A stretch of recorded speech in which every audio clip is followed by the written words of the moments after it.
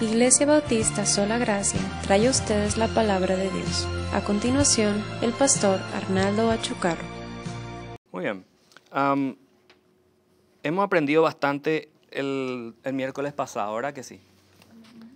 Mucha información. ¿Se acuerdan? Hemos estudiado los ministerios que unifican al cuerpo de Cristo, que es su iglesia. Y esencialmente vimos que existen ¿cuántos tipos de dones? ¿Cuántas categorías de dones? ¿Alguien se acuerda? 3. Muy bien, José. ¿Cuáles eran los 3? La fe.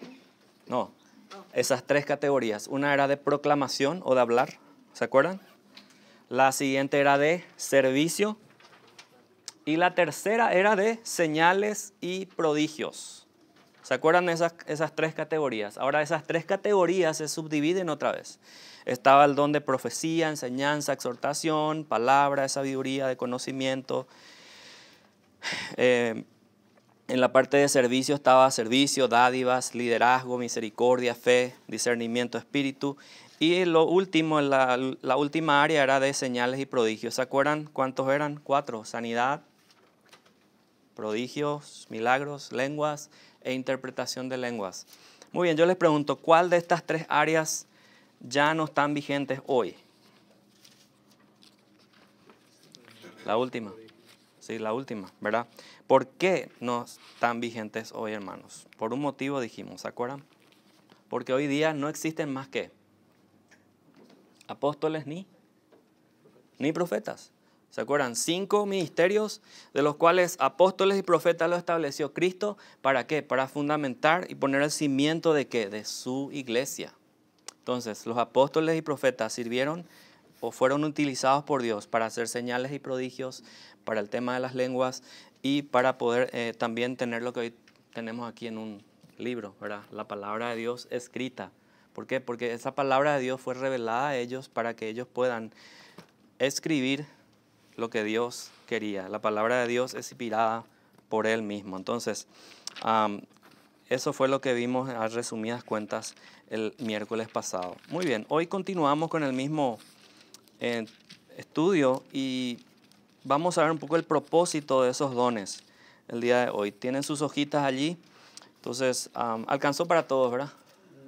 Muy bien, si quieren ir completando conmigo, vamos a leer un poco Efesios 4, versículo 12 hasta el 16, que es lo que nos toca hoy. Muy bien, ¿tenemos ahí? Leemos.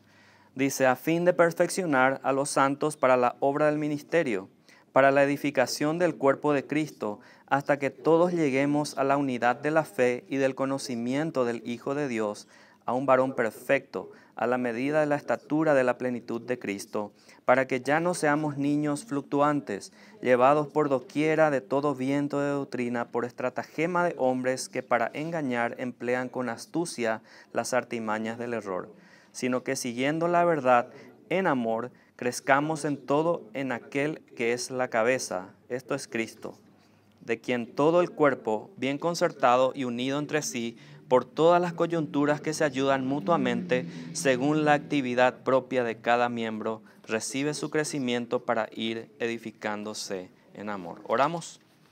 Padre, gracias por tu palabra, Señor. Ayúdanos a entenderla. Ayúdame a mí, Señor, a explicarla. Y que, Señor, hoy tu cuerpo, el cuerpo de Cristo, salga edificado, Señor. Oramos en el nombre de Jesús. Amén. Muy bien, entonces el propósito de los dones. Ustedes ven que comienza el versículo 12 con una palabra, a fin, o sea, con el fin o con el propósito de ¿qué? De perfeccionar a los santos para la obra del ministerio. Esas son las tareas y responsabilidades de estos ¿qué? 5 ministerios que mencionamos la otra vez. Apóstoles, profetas, pastores, ¿quién se acuerda de memoria? Evangelistas y maestros. 5, ¿verdad? Esta era la responsabilidad que ellos tienen. Y estos se presentan, escuchen bien, se presentan exclusivamente en 3 etapas de crecimiento, hermanos de la iglesia. A los líderes preparados, escuchen bien, a los líderes preparados se les hace responsable ¿de qué? De una cosa, de perfeccionar ¿a quiénes? A los santos. Estos 5 que estaban en el versículo 11 son responsables de perfeccionar a los santos. ¿Quiénes son los santos? Levanta tu mano. Nosotros somos los santos, los miembros, la iglesia. Entonces, a estos líderes preparados se les hace responsable de perfeccionar a los santos. Ahora, los santos perfeccionados realizan ¿qué cosa? Dice el versículo. Versículo 12. La obra del ministerio. Estos santos perfeccionados realizan la obra del ministerio. ¿Y cuál es el resultado, hermanos? La edificación del cuerpo de Cristo. Qué interesante, ¿verdad? Entonces, estos líderes preparan a los santos preparados que hacen, edifican el cuerpo de Cristo. Eso es el resultado. O sea, la meta final, hermanos, ¿qué cosa es? La madurez, la verdad y el amor. Entonces, el versículo 12 dice, a fin de perfeccionar. ¿Qué significa perfeccionar?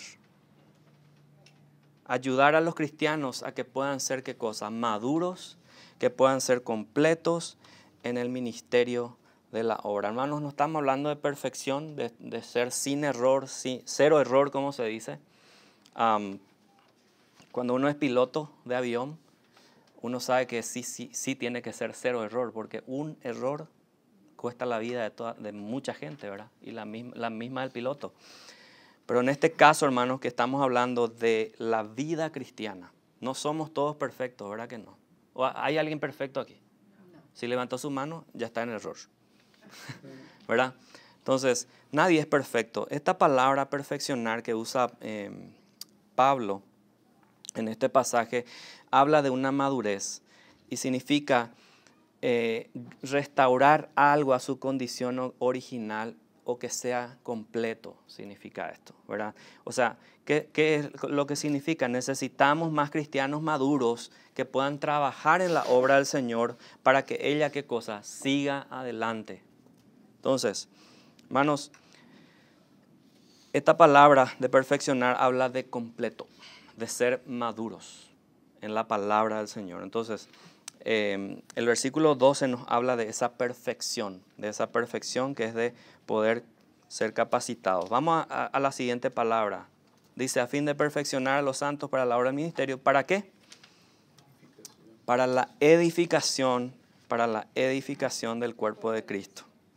Entonces, para que los cristianos se edifiquen en el cuerpo de Cristo que es la iglesia, todos estos hombres, pastores, maestros, evangelistas, ayudan a que cada miembro, hermanos, se edifiquen y puedan hacer la obra del Señor que es el cuerpo de Cristo. Hermanos, la edificación, la nutrición y el desarrollo espiritual de la iglesia es responsabilidad de los líderes. O sea, no es ligera la carga, sino que es mucha la carga, ¿verdad? Para los que enseñan y los que enseñamos. Mira lo que dice Hechos 20:32. Vamos rápido en los pasajes que tengo para no extendernos mucho. El miércoles pasado tenía 5 hojas, duró 1 hora. Hoy tengo 3 nomás, así que hagan el cálculo, ¿verdad? 5 menos 3, 2. Entonces, Hechos 20:32, ¿qué dice? Y ahora, hermanos, recomiendo a Dios y a la palabra de su gracia, que tiene poder para sobreedificaros y daros herencia con todos los santificados. Amén. ¿Qué es lo que tiene poder, hermanos, para edificarnos? La palabra de Dios. La palabra de Dios es lo que nos ayuda a sobreedificarnos, dice, y nos edifica con un propósito, dice Pablo, para que todos lleguemos a la unidad ¿de qué? Versículo 13 de Efesios 4, de la fe. La unidad de la fe. Y yo les dije una vez, no es la unidad de todas las iglesias cristianas, entre comillas, ¿verdad? Es la unidad de la fe ¿de qué?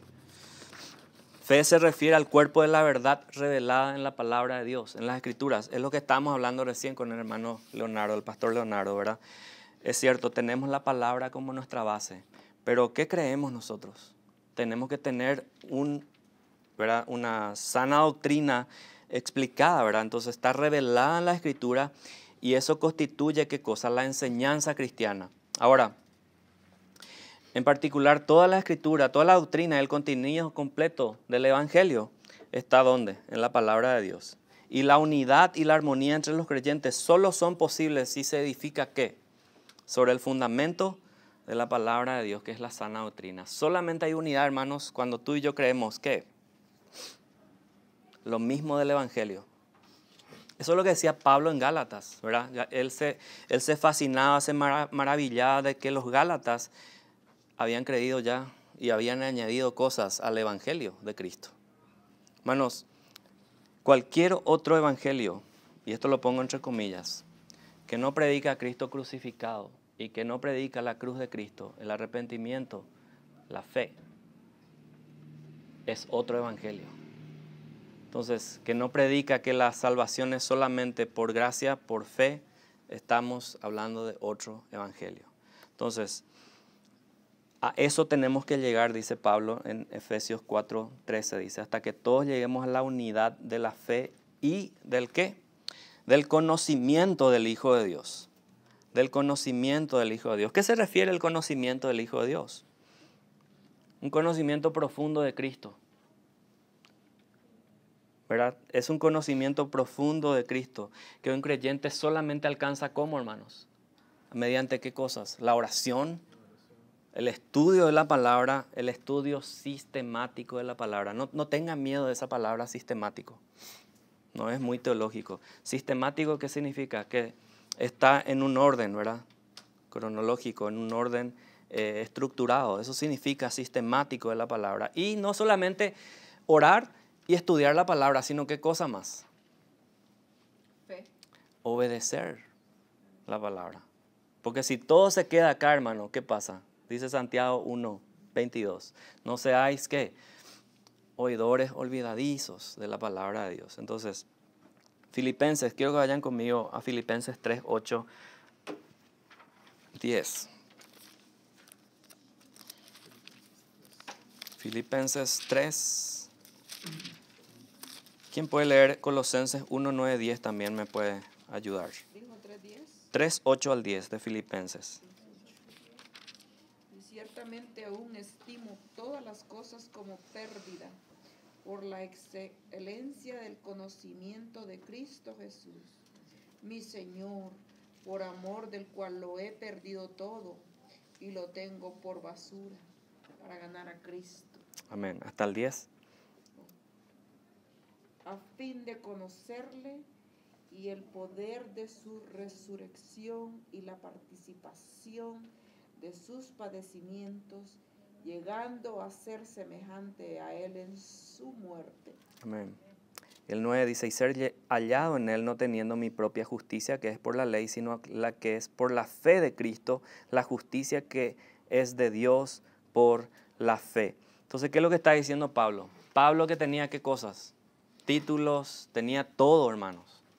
Pero ¿qué él hizo? Desechó todo eso, ¿por qué? Por conocer a Cristo, por ser más como él, ¿verdad? Todo estimó, dice, como pérdida por la excelencia. Qué interesante esto, por la excelencia del conocimiento de Cristo. ¿Qué significa excelencia? ¿Qué significa excelencia? ¿Alguien me puede definir esa palabra?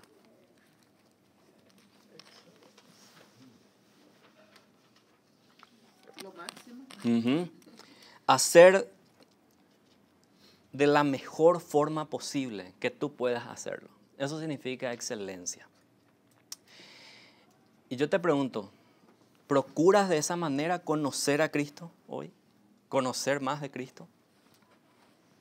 Una buena pregunta. Colosenses 1, Dani, ¿tienes para leer, por favor?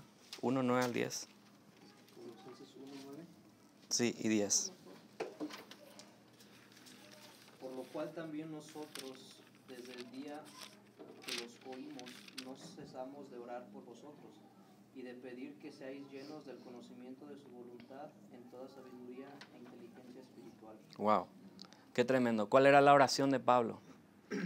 De que los hermanos de Colosas sean como llenos del conocimiento de quién, de Pablo. No, de Cristo, del Señor, ¿verdad? De la voluntad de Él. Entonces, esa era eso es el conocimiento del Hijo de Dios. Y miren, esto continúa. Esa es una parte, hay una parte B. Miren lo que dice el versículo 13 de Efesios. Dice, del conocimiento del Hijo de Dios a un varón perfecto, a la medida de la estatura de la plenitud de Cristo. O sea, para que todos lleguemos a la unidad de ¿qué? De un varón perfecto, Dios quiere que cada creyente, hermanos, cada creyente manifieste, escuchen bien, las cualidades de su Hijo Cristo. No solo en la iglesia, sino fuera de la iglesia o del templo, como le decimos, ¿verdad? Las cualidades de su Hijo, quien es el mismo, la medida de su madurez y perfección espiritual. Entonces, ¿qué es lo que quiere el Señor? Que en toda área de tu vida tú manifiestes a Cristo. Tanto en tu hablar, tanto en tu caminar, en tu manera de comportarte e incluso en tu manera de ¿qué? De pensar. Manifestemos a Cristo.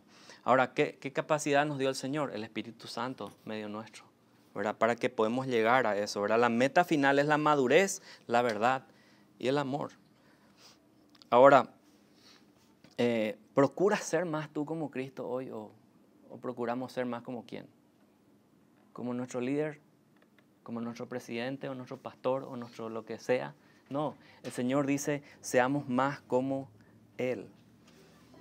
Dice aquí el versículo 14. Voy yendo un poquito rápido, hermanos, para no sacarles más tanto tiempo. Miren, la estatura dice, a un varón perfecto a la medida de la estatura de la plenitud de Cristo. Hermanos, aquí quiero que tengas algo en cuenta. Dice la medida de la estatura. Es como ¿cómo se dice esto?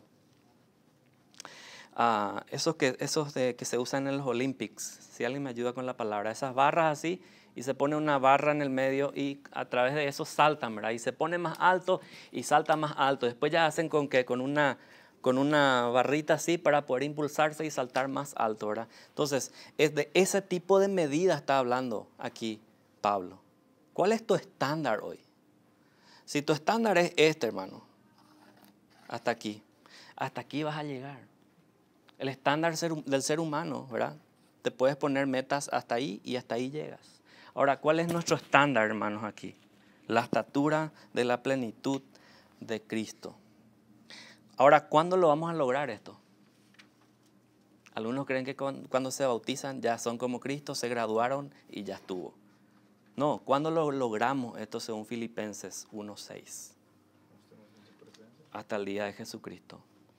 Es una carrera de perseverancia y de persistencia. A veces caemos, pero siempre vamos para arriba. Me gusta mucho el himno que dice, pon tus ojos en Cristo, dice. No pongas tu mirada en el pastor, no pongas tu mirada en los líderes, pon tu mirada siempre en Cristo. Aunque un líder tiene que ser como Cristo, por eso Pablo dice, sed imitadores de mí, como yo de Cristo. O sea, híjole, el estándar de Pablo, ¿verdad? Era la plenitud de Cristo. Entonces, un desafío para nosotros líderes, ¿verdad? Ser como Cristo, pero también que nuestros discípulos sean como quienes, como nosotros, a la medida que nosotros vamos siendo como quién, como Cristo, ¿verdad? Entonces, pero no miremos al hombre, miremos a Cristo. Muy bien, ahora, ¿de qué sirve o para qué sirve todo esto que hemos leído? ¿Para qué Dios nos capacita para esto? Miren el versículo 14. Para que ya no seamos niños fluctuantes, llevados por doquiera de todo viento de doctrina, por estratagema de hombres que para engañar emplean con astucia las artimañas del error. ¿Por qué Pablo hace una ilustración de los niños? Porque el niño, hermanos, es crédulo, son vulnerables, fácil de engañar. Si yo ahora le llamo a estos muchachitos que están ahí y les digo, en la esquina reparten caramelos gratis. Y yo sé que no es cierto. ¿Ustedes creen que los niños van a ir? Pero se van corriendo. Se abrió en la otra esquina un parque de diversiones. Ahora mismo voy a decirle a los niños, se la creen todas, ¿verdad? Y se van corriendo. ¿Por qué? Porque los niños son crédulos, son vulnerables. Por eso dice Pablo aquí, seamos niños fluctuantes, o sea, que fluctúa, que va de arriba para abajo. Hermanos, los creyentes con inmadurez espiritual no están fundamentados en el conocimiento de Cristo por medio de la palabra de Dios. O sea, los que recién son regenerados. O sea, están inclinados a aceptar todo, sin criterio alguno. Porque son, ¿qué? Niñitos todavía. Entonces la palabra nos dice, seamos bien capacitados a la estatura del varón de Cristo, para edificación, dice, para que tengamos la unidad de la fe, para que ya no seamos niños fluctuantes, ¿verdad? Entonces, para que estos niños que vienen en Cristo sean arraigados en la palabra de Dios, por eso deben aprender a tener ¿qué cosa? Discernimiento. Y el Nuevo Testamento está repleto de advertencias. El Nuevo Testamento, hermanos, está lleno de advertencias ¿sobre qué? Sobre los falsos maestros. Y hoy hay gente que no quiere hablar de falsos maestros. No, hablemos del amor, dice. Hablemos de esto, hermanos. Pues saquen Judas. Todo el libro de Judas pueden sacar. Segunda de Pedro y Primera de Pedro está lleno de advertencias ¿sobre qué? Sobre falsos maestros. Entonces, los creyentes con inmadurez espiritual no están fundamentados. Entonces, por eso dice Pablo, para que ya no seamos niños fluctuantes, llevados por doquiera de todo viento de doctrina. Yo les pregunto algo. ¿Hoy hay todo viento de doctrina, hermanos? Sí. Tornado hay de doctrina, pero por todos lados, hermano. Entonces, ¿para qué sirve esto? ¿O de dónde viene? Miren lo que dice el versículo 14. Por estratagema de hombres. O sea, bien estructurado, ¿dónde? Aquí, ¿verdad? Por estratagema de hombres, para engañar. Eso, en otras palabras, significa lo que dije. O sea, está bien estructurado en la cabeza. O sea, bien organizado. ¿Para qué cosa? Ahí dice, para engañar. Para engañar. Hermano, hoy te dicen, siembra o pacta con Cristo y recibe tu milagro. Y hay gente que cree eso. A mí me maravilla. Yo cuando quiero ver así engañadores prendo y veo enlace. Ping, y ahí veo. Y están ahí con sus maratónicas. Yo le digo robatónicas, ¿verdad? Porque ¿qué están haciendo, hermano? Están engañando con astucia. Con astucia. ¿Para engañar a quiénes? A estos niños fluctuantes. Que están ahí. Y sí, yo quiero esto. Porque, hermanos, yo le decía una cosa. Vende cuando tú dices, Dios te quiere sanar. ¿Verdad que vende? A una persona que está enferma. O una persona que está pasando dificultad económica. Dios te quiere prosperar. Les pregunto, ¿vende sí o no? Sí, vende. Ahora, vende esto. Tú eres un pecador, estás perdido, estás muerto y necesitas nacer de nuevo. ¿Vende eso? No. Nadie va a querer saber nada. Va a perder el canal este. Va a perder por ventas y por lo que sea, pero va a perder. ¿Por qué? Porque ese es el evangelio que realmente ofende, el evangelio que realmente desnuda a la persona. Pero estas dos cosas, prosperidad y salud, vende y vende. ¿Ustedes se imaginan? ¿Ustedes qué creen? Si eso decía siempre en Iowa. Hermanos, nuestras iglesias estuvieran repletas. Yo les decía allá a los hermanos. Esta iglesia estuviera repleta, 100, 150 personas. Si yo todos los domingos hablaba de bendiciones, de prosperidad y de salud y de sanidades y prodigios. Pero nunca fue así. Porque siempre hablamos de qué cosa, del evangelio, la santidad, del arrepentimiento. Es mejor hablar de eso, como dice MacArthur. Hay gente que prefiere los productos de Dios antes que Dios. Y a eso vamos, ¿verdad? Entonces, esos son las estratagemas de hombres que emplean esas artimañas para engañar a la gente. Muy bien. Versículo 15. Para que no seamos niños fluctuantes, sino que, siguiendo la verdad, ¿cómo? En amor. En amor. Es una propuesta según la cual todo lo que los creyentes dicen y hacen debe ser honesto, verdadero y dicho o hecho de un modo amable, hermanos. La palabra de Dios, el evangelio, siempre se debe presentar con amor hacia el perdido. ¿Verdad que sí? Nunca como un palo sobre la cabeza. Porque ahí te ponen, ¿qué? En un plan de fariseo. Sabiendo de que tú mismo estabas en ese lugar antes. Y si no hubiese sido por la gracia de Dios, hoy seguirías en ese mismo lugar. Entonces, la palabra de Dios debe ser transmitida con amor. La palabra que dice aquí, sino que siguiendo la verdad, se traduce en el original, se puede traducir como hablando la verdad. El evangelismo solo tiene la eficacia máxima si la verdad se proclama como con amor, con amor. Dice el pastor Michelén, muchas veces presentamos la gracia sin gracia. ¿Y ahí qué pasa? Se crea una barrera, ¿verdad? La gente ya no quiere escucharte más. Pero cuando nosotros hablamos con amor y la palabra del evangelio, eso puede, ¿cómo se dice?, confrontar a la persona con su pecado. De hecho, el evangelio ofende. Quieras o no, el evangelio siempre ofende. Pero solamente aquellos que están con ese suelo dócil, ese suelo preparado, son aquellos que van a aceptarlo, ¿verdad? Porque Dios ya preparó ese terreno. Entonces, esto solo puede ser logrado, hermanos, por el creyente maduro que ha sido perfeccionado en la medida de la sana doctrina. Sin madurez, sin estar completos en la palabra, la verdad que tú presentas puede ser fría, puede ser más que nada emocionalismo o sentimentalismo. Entonces, por eso dice Pablo, estemos como edificados, unidos en fe, el conocimiento de Cristo hasta la estatura de la plenitud del varón perfecto. Y ahí recién podemos, ¿qué dice? Siguiendo la verdad en amor, crezcamos, dice. ¿Crezcamos qué? En todo aquel que es cabeza. ¿Quién es nuestra cabeza? Es Cristo.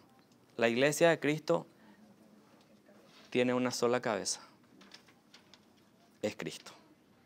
No soy yo, no el pastor, no es Leo, no es Dani. La iglesia de Cristo tiene una sola cabeza y esa cabeza es Cristo Jesús. Los cristianos debemos rendirnos por completo al Señor y obedecerle, obedecer con toda su voluntad. ¿Sujetos a qué? A su poder, para reflejar en todo momento, en todo lugar, escuchen bien, la semejanza de Cristo en todas áreas de nuestras vidas. Cristo es la fuente como nuestra cabeza. ¿Se imaginan un cuerpo sin cabeza? Va a disparar para cualquier lado. No tiene vida, más que nada. No tiene vida, ¿verdad? Entonces dice, por eso dice ese pasaje, dice, sino que siguiendo la verdad, crezcamos en todo.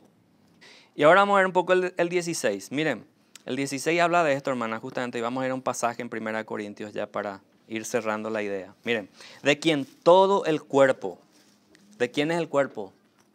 De Cristo, ¿verdad? De quien todo el cuerpo, dice, bien concertado y unido entre sí por todas las coyunturas que se ayudan mutuamente según la actividad propia de cada miembro, recibe ¿qué cosa? Su crecimiento para ir edificándose en amor. Qué maravillosa verdad.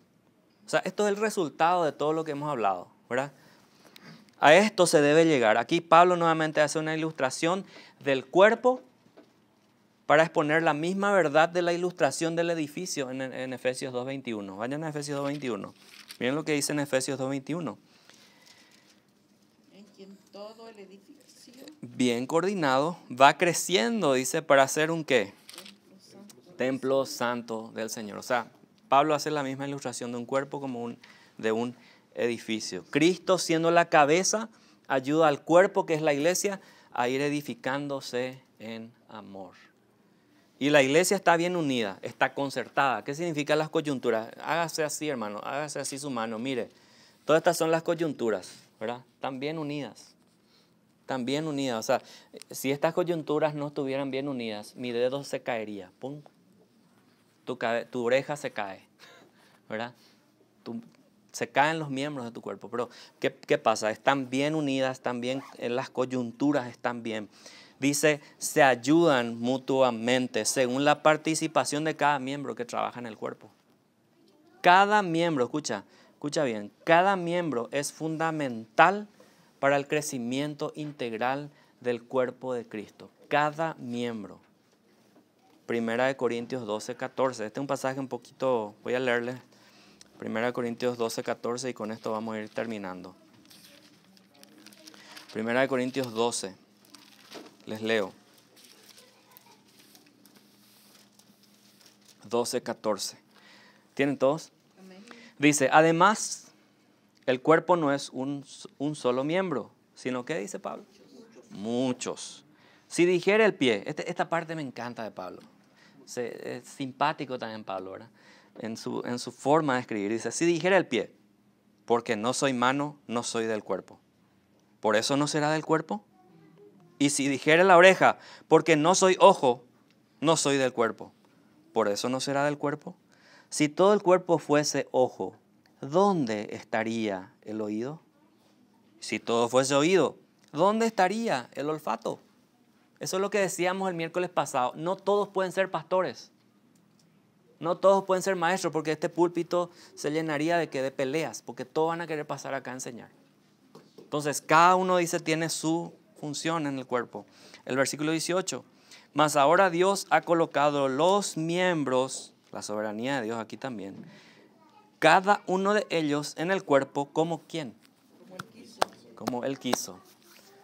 O sea, Él nos colocó a nosotros como Él quiso, no como tú quisiste. Qué interesante, ¿verdad? Él nos dio, y eso le decía yo hace dos miércoles, cuando tú naces de nuevo, Dios, ¿qué te da a ti? Uno o más dones. Entonces, esos dones son ¿para qué? Para edificación de su iglesia. Entonces, el versículo 19 dice, continúa, porque si todos fueran un solo miembro, ¿dónde estaría el cuerpo? Pero ahora son muchos los miembros, pero el cuerpo es uno solo. Ni el ojo puede decir a la mano, no te necesito. Ni tampoco la cabeza a los pies, no tengo necesidad de vosotros. Antes bien, los miembros del cuerpo que parecen más débiles son los más necesarios. Ustedes sabían que si tu dedito de aquí, el más chiquito, no tienes, tu equilibrio se ve afectado. ¿Sabías eso? El más chiquitito, ¿cómo se le dice? El pinky del pie. Se desaparece, tu equilibrio se va a ver afectado. O si algo falla, escuchan bien, algo falla en tu tímpano, en el tamborcito, una cosita insignificante, tú no vas a poder pararte. Es una cosita así. Porque ahí el amigo Fabián sabe de eso, ¿verdad? Una cosita te desbalancea todo, ¿verdad? Todo el cuerpo. Qué interesante lo que dice aquí Pablo. Son los más necesarios, dice, los más débiles. Y aquellos del cuerpo que nos parecen menos dignos, a estos vestimos más dignamente. Y los que en nosotros son menos decorosos, se tratan con más decoro. Porque los que en nosotros son más decorosos no tienen necesidad. Pero Dios ordenó el cuerpo, dando más abundante honor al que le faltaba, para que no haya desaveniencia en el cuerpo, sino que los miembros todos se preocupen los unos por los otros. Hermanos, si tú te caes y te rompes la rodilla ¿qué dice? Ay, me duele. La rodilla hablando sola. ¿Quién dice me duele? Todo el cuerpo dice me duele. Porque te agarra después fiebre y esto, ¿verdad? Y dolor por todo el cuerpo. Te rompes la rodilla. El cuerpo, o sea, la rodilla no está separada del cuerpo. Entonces todos se adolecen. Todo el cuerpo. De manera, dice, que si un miembro padece, todos los miembros, ¿qué dice? Se duelen con él. Y si un miembro recibe honra, todos los miembros con él se goza. Y acá está, termina Pablo. Vosotros pues sois el cuerpo de Cristo y miembros cada uno en particular. Amén. Wow. Mano, entonces, en el cuerpo no existen partes insignificantes, menos en el cuerpo de Cristo. Que eso nos quede bien claro. Esto que nos ayuda a ir edificándonos en amor. Todo lo que fomente el desarrollo de los creyentes y de la iglesia debe decirse o hablarse, proclamarse. ¿Para qué? Para ir edificándonos en amor. Amén.